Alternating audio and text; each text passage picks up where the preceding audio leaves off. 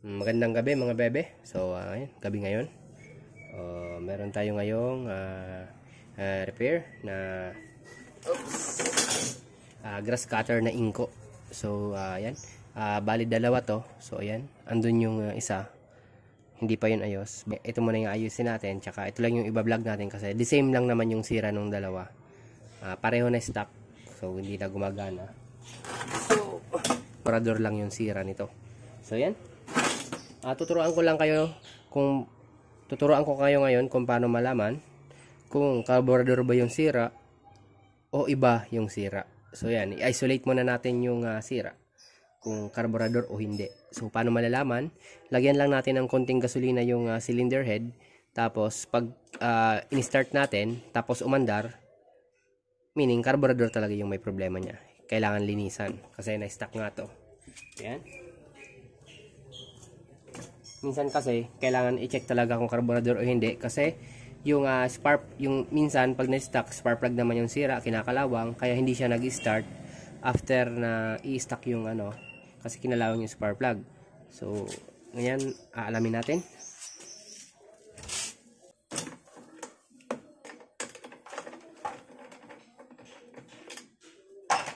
Ayan.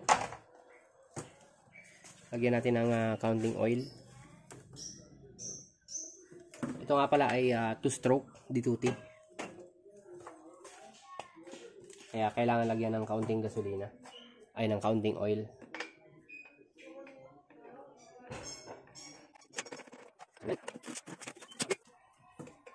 Try natin paandarin manually.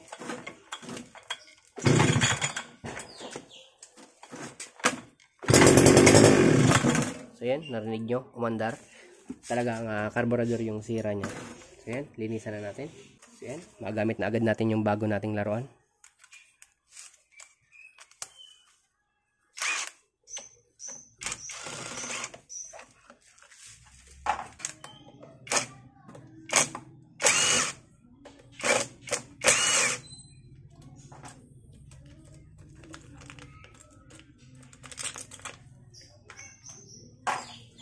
Yan, tanggalin yung hose. Tsaka tanggalin tong throttle.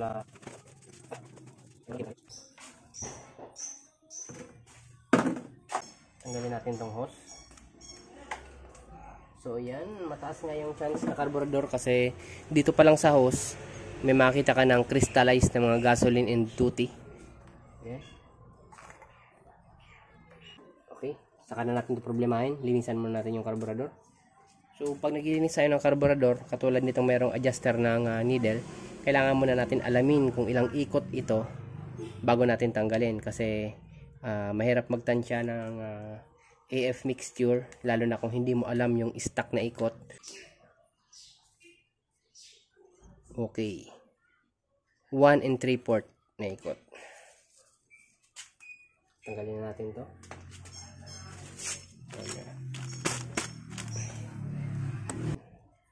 Tanggalin natin to.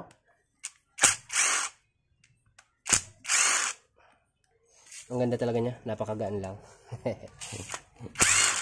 Bale, yung vlog nito, yung video bago to ko i-upload, na-upload ko na siguro yung vlog nitong yung impact driver. So, tanggalin natin to. So, yan, tanggalin natin to, yan. Tanggalin din natin to. Tsaka ito. Tsaka itong needle din. Basta yung stock na ikot natin is 1 3/4.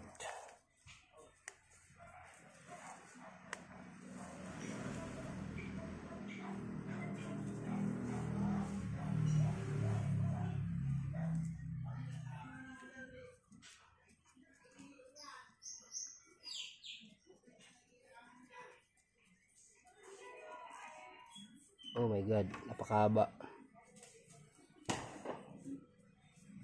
So yan. Bale, susumpitan lang natin to. Hindi na natin siya i-ultrasonic cleaner kasi wala naman siyang bahid ng kalawang.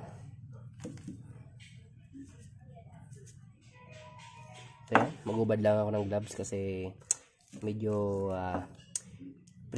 precision job to. Hindi na ako makakabelo pag naka-gloves. Tsaka kaya naman na naka-gloves kaso napakadumi na nitong gloves. Yan, so yan, bare hands na tayo.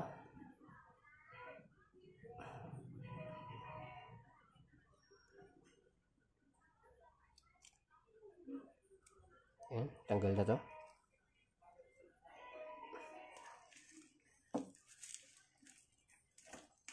Tanggalin natin yung jet valve kasi minsan andyan yung bara. Napakadumi.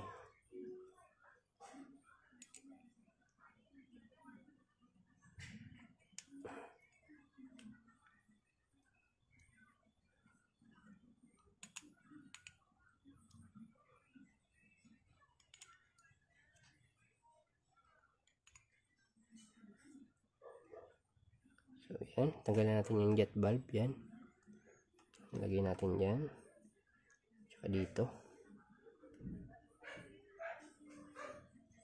Tapos tanggalin natin itong filter, yung strainer. Tingnan natin kung madumi sa ilalim.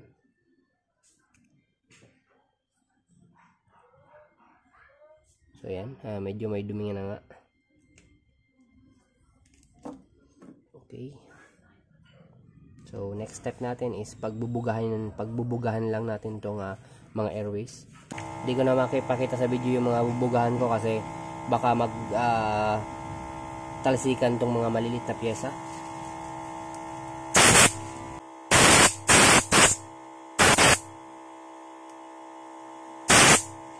Ayan, nabugahan na natin itong isa. Tsaka dito naman tayo.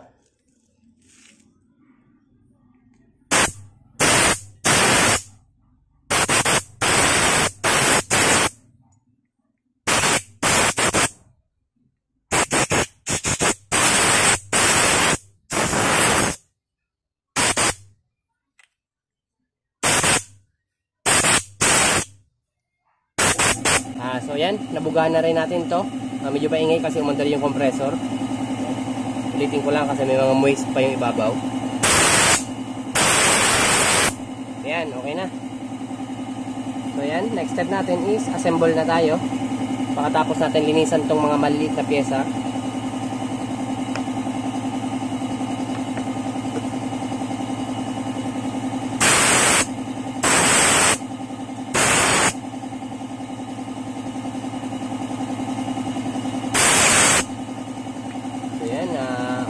Gagawin, ibabalik natin to, yung strainer dito sa butas.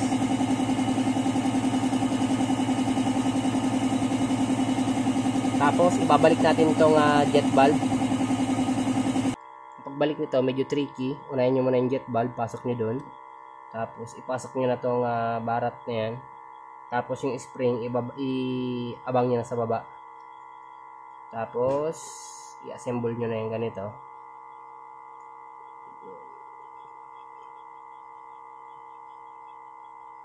Tapos hawakan nyo lang, higpitan nyo na yung tornilyo.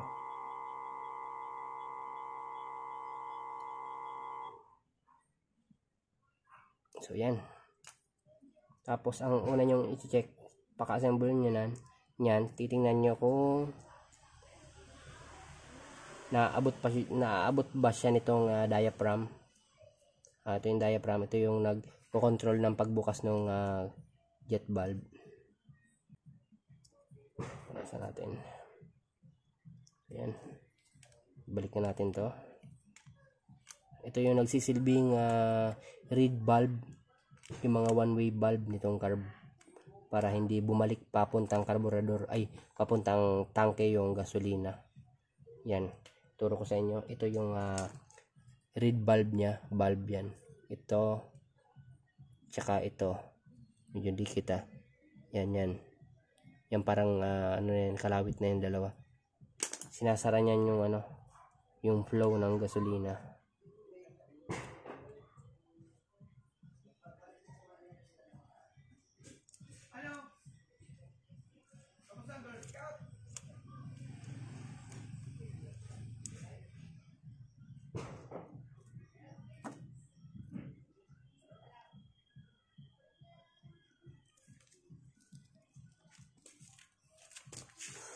So yan, patong na natin to. Yan. Tapos ready na din natin itong ibabaw. Tapos huwag kalimutang isentro tong ibabaw na to. Yan. Tapos ilapat na rin to. So yan. Pag lapat na silang lahat, pwede nyo na itong ilagay.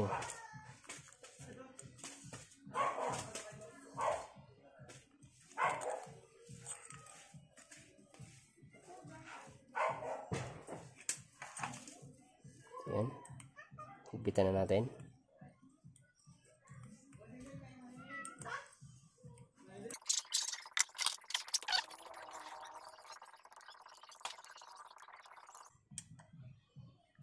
Yan, okay na to. Ibalik na natin to.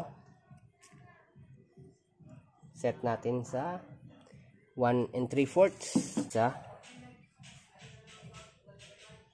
dalawa. Ibalik natin ng 1/4. Yun. So yan. Tapos na tong carb. So next step natin ito, may problema dito.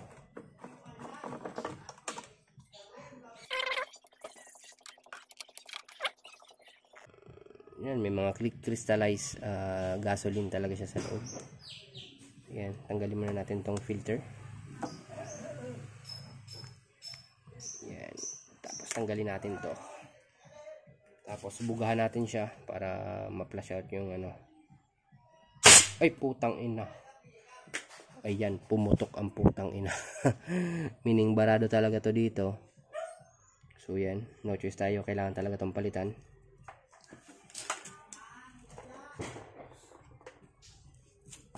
So yan, mabuti na lang meron tayong pampalit. Yan, hanap tayo ng kasukat. Parang pwede naman to. Sumabog ng hayop. So yan.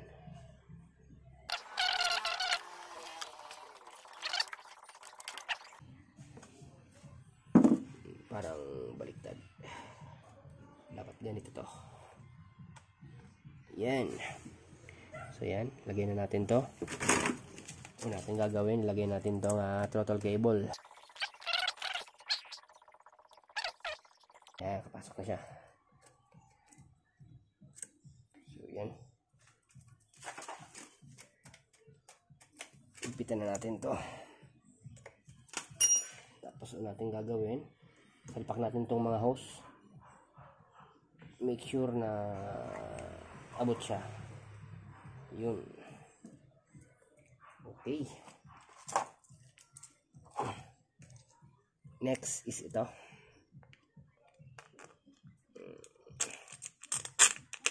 Lagay na natin din ito dito.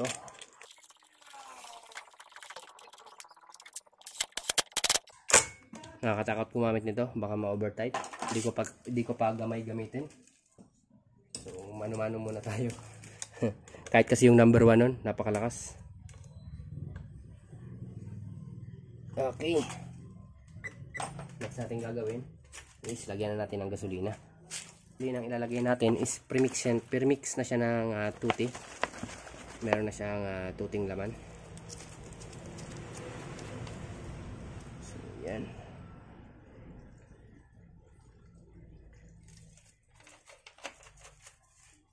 Try natin kung yung, di ba yung carburetor natin meron parang bowl, yun yung pump para umakit yung gasolina papunta dito. Kailangan pag press mo may higop na gas. So yun, pumasok na yung gasolina. Yun, medyo matigas na pag pindutin yung pump. Okay,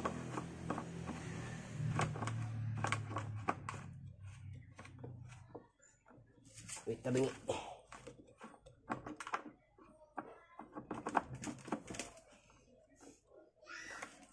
Okay.